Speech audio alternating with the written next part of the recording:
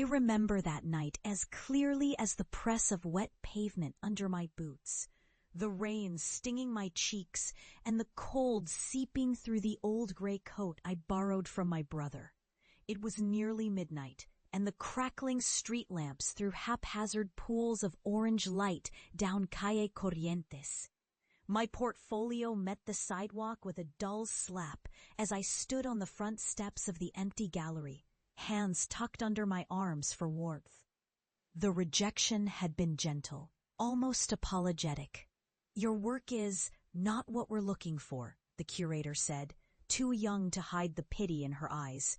She let my photos hover at the edge of her fingers, holding them like something delicate but unremarkable.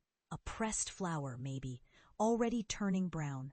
When I stepped outside, the laughter inside followed me. Not loud, but enough. Maybe I imagined it. Maybe I felt it before I heard it. I stopped under the overhang and thumbed through the prints again. There was the shot of the laundry hung across the tenement rooftops, bright flags in the twilight, the old men playing cards beneath a crumbling viaduct, their smoke rising through shafts of evening dust. The city's soul, as I saw it. Real, honest.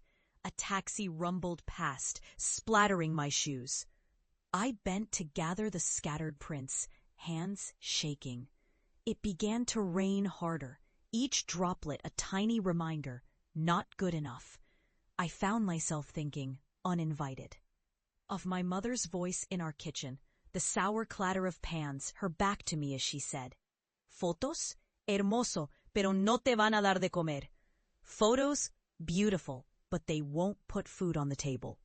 The next morning at breakfast, Dad read the sports page and ignored my empty plate.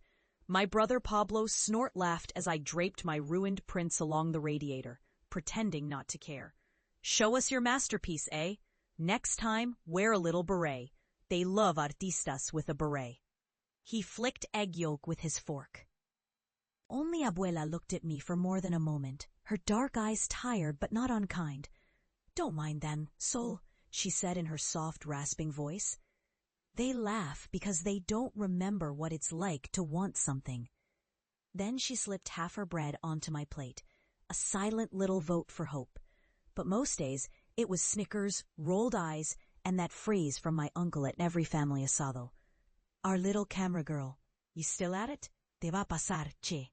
If it stung, I tried not to show it. I took my camera out at dawn, chased the angles of golden sun bouncing between battered walls and graffiti. I spent evenings in the dim glow of cracked screens, watching documentaries, studying black and white masters, Bresson, Kudelka, filling my cheap notebook with ideas. Still, nothing came quickly. Galleries sent brief replies, some not at all. My bank account dwindled. At first, my friends joined for walks and tried posing, but soon they stopped answering when I called. "No time for your melancholy games, man. Get a job," they said. But every time I considered quitting, going back to school, or taking that dishwashing gig Pablo offered, I would remember a particular evening out in La Boca. It was a Saturday, past midnight. I watched a pair of girls in bright purple boots dancing tango in the rain, their laughter echoing down soft blue alleys. And I got the shot, the sparkle of water around their bodies, movement blurred but faces bright. It was fleeting, yet so alive. I waited tables for 2 years. I lived on mate and empanadas, selling stock photos when I could, shooting birthday parties, baptisms, anything. I carried my battered Canon everywhere, snapping pictures of pigeons clustering in the Plaza de Mayo, lovers pressed together on the subte, My family rolled their eyes every time I mentioned a new rejection. Pablo got married, bought a small condo in Palermo.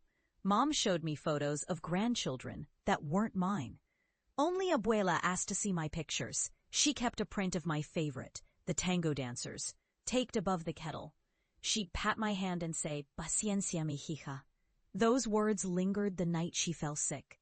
The hospital room was all linoleum and whirring monitors. The city's energy felt 100 miles away. She made me promise, voice thin and trembling, that I wouldn't stop seeing.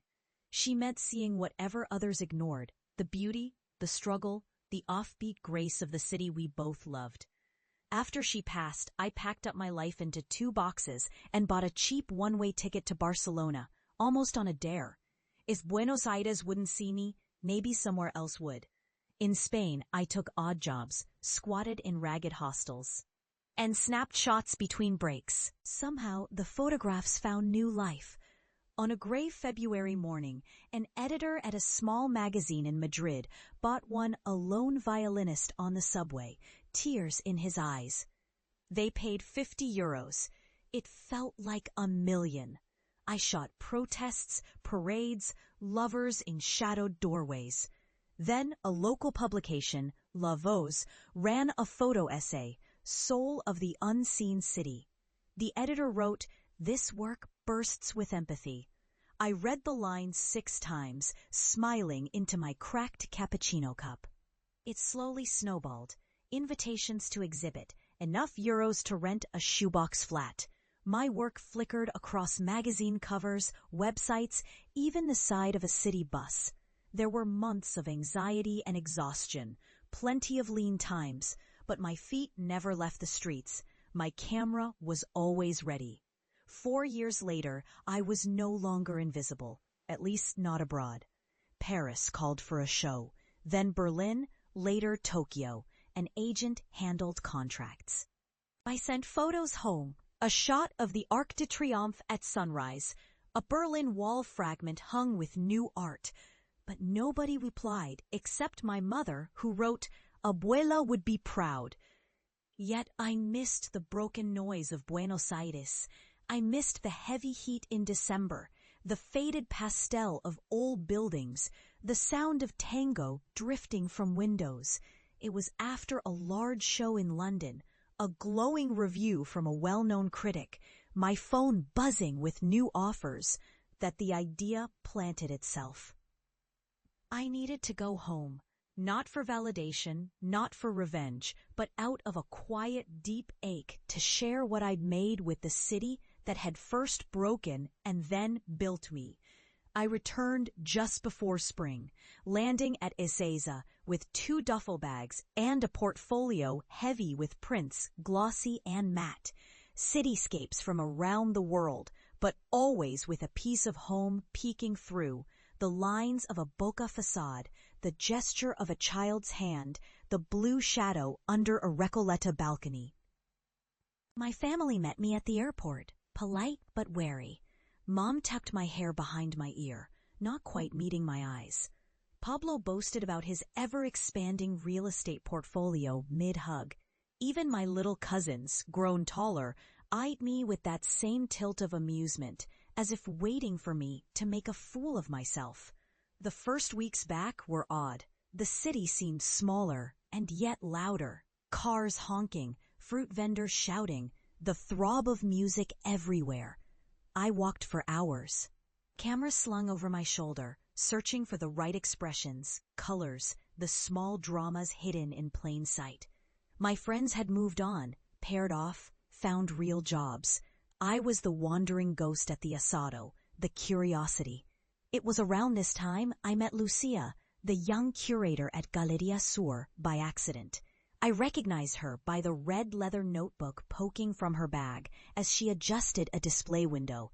I steeled myself and walked in. She looked up, startled. "Sol? Sol Martinez?" I nodded. "It's been a long time. I wondered if, I might show you some newer work." To my shock, she smiled. "We know where you've been, Sol.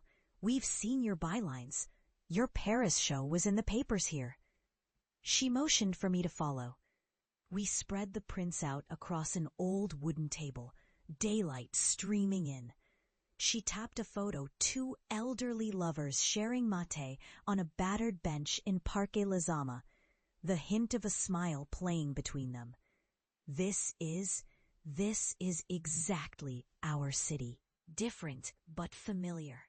Her eyes shined.